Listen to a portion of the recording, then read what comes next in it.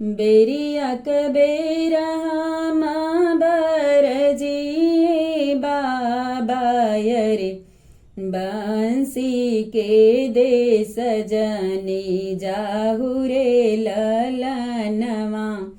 हरे बंसी के दे सजनी जाहुरे ललनवा।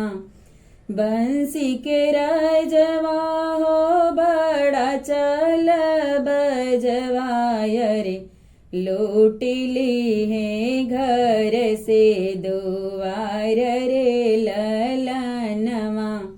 अरे लौटिली है घर से दुआर रे ललनवा।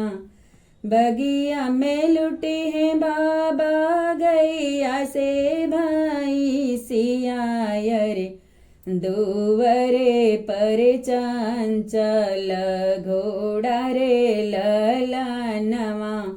अरे दुवरे पर चंचल घोड़ा रे ललनवा। मड़वे में लुटी है बाबा साली सरजिया। अरे कोहबर में कन्या कुंवारी रे ललनमा। अरे कोहबर में कन्या कुंवारी रे ललनमा। काहे खातिर लुटी है बाबा गैया से भाई सियाय रे काहे खातिर चंचल घोड़ा रे ललनवा। अरे काहे खातिर चंचल घोड़ा रे ललनवा। काहे के मोरी बाबा साली सरजियाय रे काहे खातिर कन्या कुंवारी रे ललनवा। अरे काहे खातिर कन्या कुंवारी रे ललनवा। दान दहेज खातिर गैया से भाई सियाय रे नाग्र कूदन के चंचल घोड़ा रे ललनवा।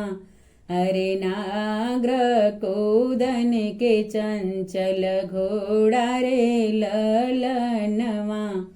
हंसिया करन की खातिर साले सरजियाय